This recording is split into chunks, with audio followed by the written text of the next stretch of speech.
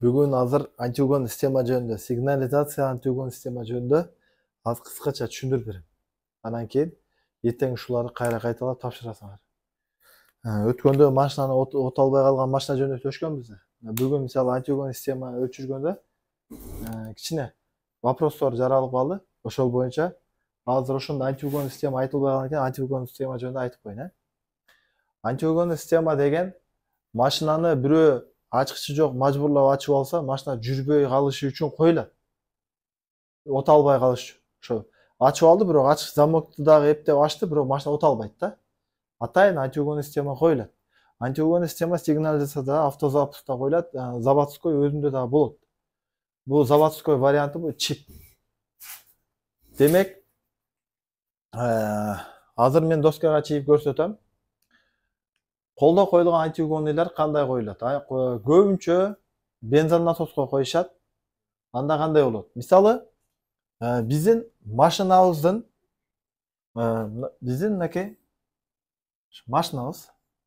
сүрөткө анча маани бербейбиз. Мен негизи ошол процессти түшүндүрүп берем да.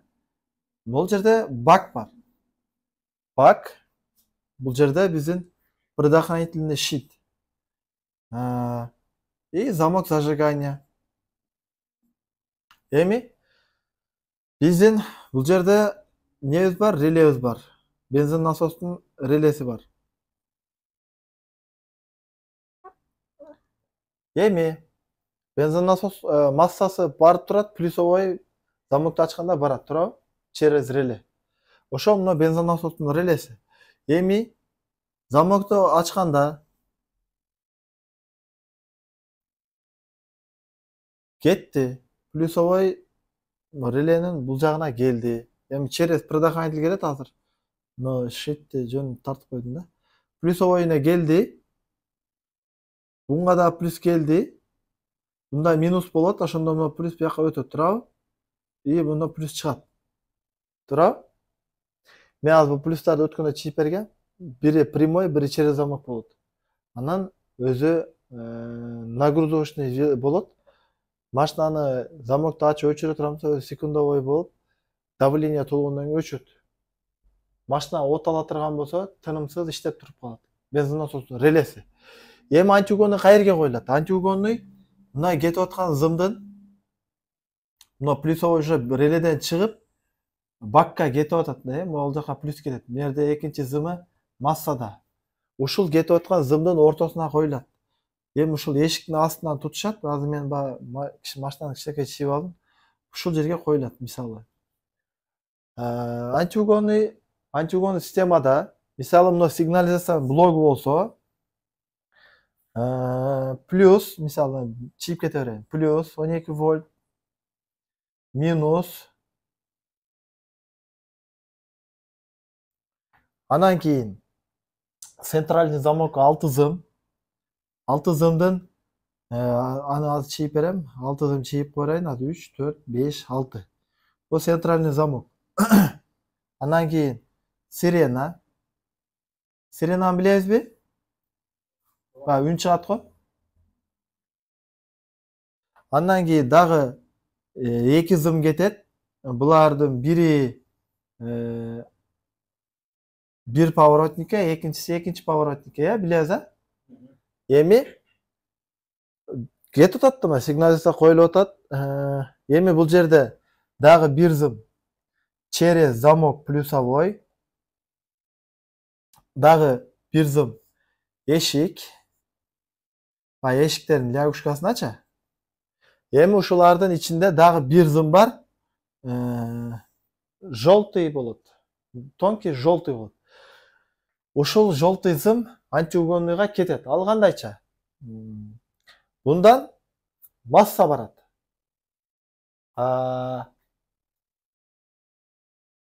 Мисалы, антиугонный разный болот. Мен азыр бир вариантын чийип берем.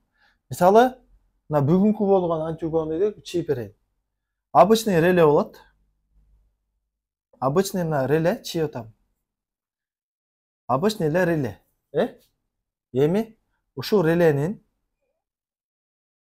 бул жагы келип аткан бензин насоско кетип аткан токтун ортосуна үзөт дагы. Бул плюсовойду 30'ga алып келет. 30'dan girip 87'ten çıkabı? Ya. No 87. Бул болсо 86, 85 деп коелу контакттар. Эми карагыла. 30'ga плюс берилди. И 85'ke дагы шундан эле дароо берилет.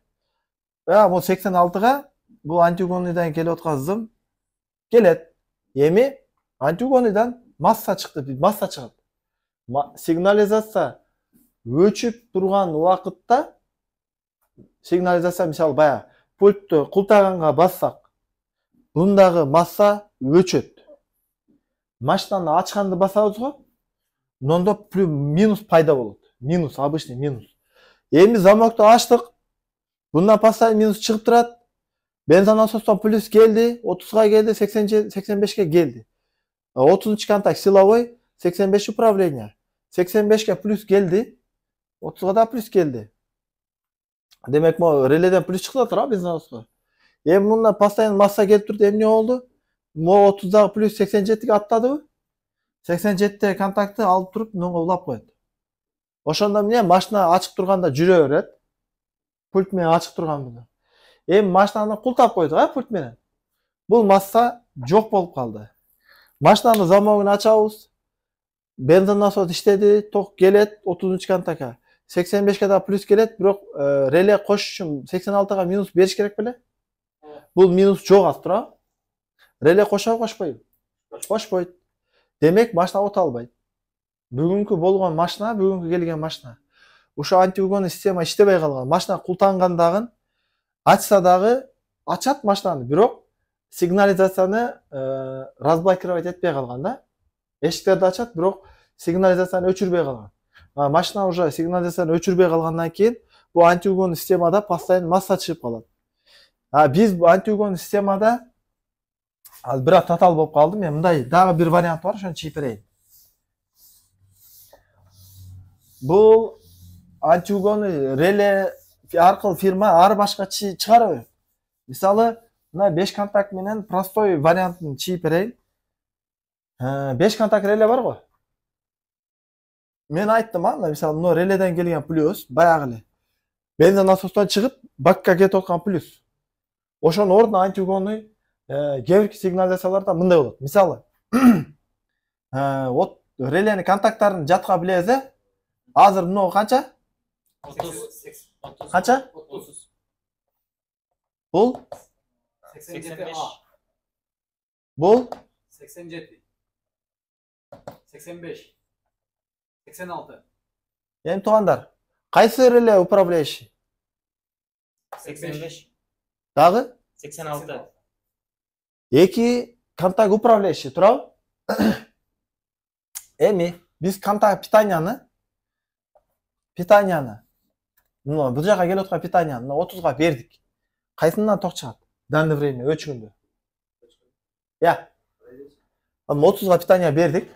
Келди плюс. Реле өчүп, кайсы контакттан ток чыгып турат?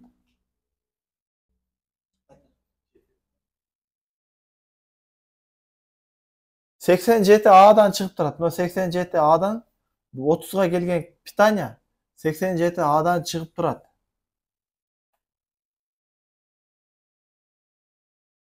Кээ бир антиугонуйларда мына ушундай.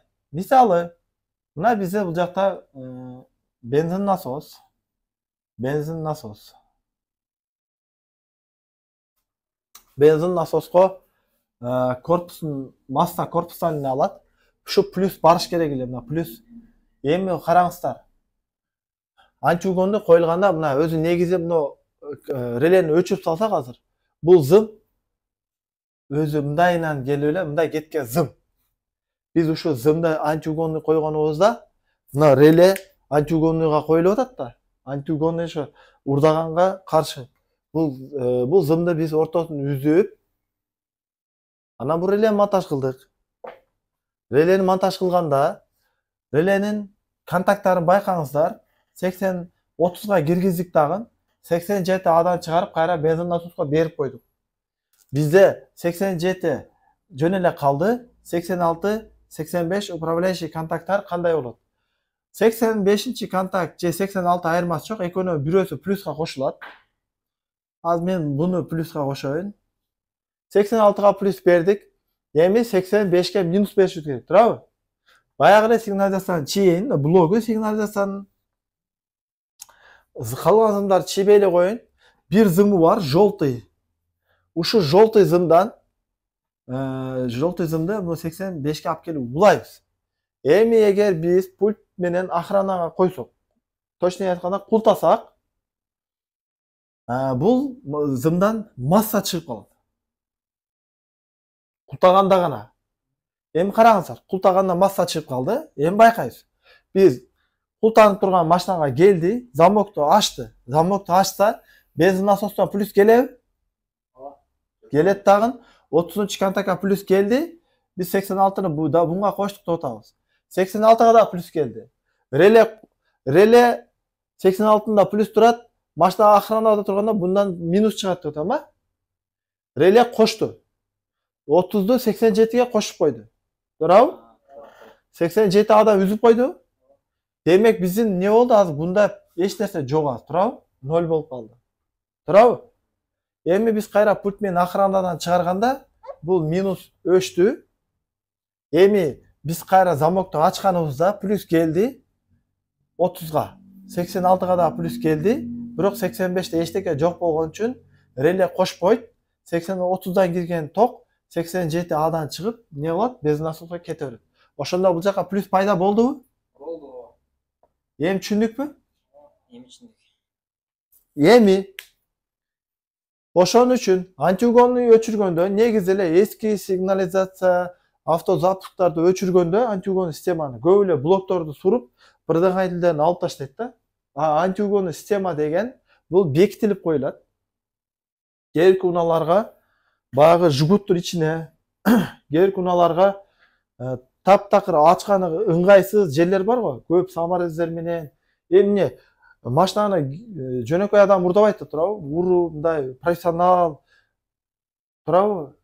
Ушундай адамдар урдайт. Эми ал мисалы обычный водительдер билбеген менен уруулар антиугон системаны жакшы түшүнөт.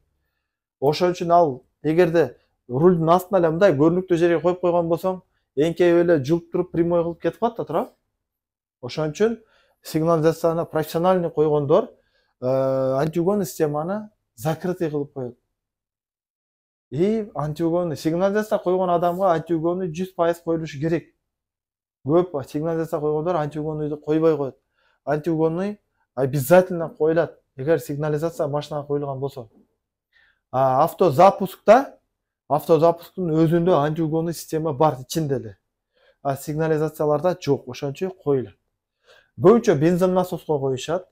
Кээде катушка импульстар катайын коюп койсо болот, мисалы датчик коленвалдын зымдарына, машинаны оталдырбай кое турган буюмдарга коюп койсо болот. Негизи эле самый безопасный бензин насос. Себеби эбуга кирген питанияларды кыркып, плюстарга улаганда ошол жерде бир аз кокустан замкание кылып искра болуп кете турган болсо, компьютерди күйгүзүп коюшу мүмкүн. Ошон үчүн независимый от компьютера, независимый питанияларды кыркып ошол жака коюлат. Бул дегени простой форматта коюлган бензин насостун зымы простой форматта болот. Ошон үчүн в основном бензин насостун проводуна коюлат. Түшүндүкпү? Так, туугандар, дагы антиугон система бул дагы бир түрү. Антиугонду негизи эле машинанын пульту барбы? Лобойдо лампочка өчүп жанып атабы? Култаганда звук берип, ачканда звук берип аткан болсо, ал сигнализация. Обычный ачып жапканда звуктары чыкпай, анан эшиктерди ачканда аварийкалары жанбай аткан болсо, ал простой дистанционный пульт болуп эсептелет. Азыркы учурда көбүнчө простой пульттар бар. Ана сигнализациялар бар, автозапустар бар. Булар 3/3 башка системада иштейт. Мисалы жөнөкөй дистанционный пульттар эмне болот? Жөн эле эшиктерди ачат, жабат. Сигнализация эшиктерди ачып жабат, бир функциясы. Экинчи функциясы машинаны охрана кылат, коруйт. Эшигин бирөө ачса чыйылдайт, пультту басып ачсаң да чыйылдайт, жапсаң да чыйылдайт. Машинанын замокту ачсаң, сигнализация автоматтык түрдө өчөт. Эгер пульт менен ачылган болсо. Эгер жабылып турган болсо, замокту ачкан болсо, ошол охранасы иштейт. Түшүндүрө алдымбы? Эми автозапуск. Автозапуск сигнализацияга да бир аз окшобойт. Жөнөкөй централдык замоктон да бир аз өзгөчөрөөк. Автозапусктун негизги плюс жерлерин машинаны оталдырат. Группа контактка толук ошо замокто ачып чапкан группа контактка 100% уланган болот. Ошол жака полный доступ болот дагы. Ошол жерде стартер дагы автозапускка кирип чыгат. Эгерде машинаны бирөө мажбурлап ачып алган болсо, стартерде блокировка кылып коет.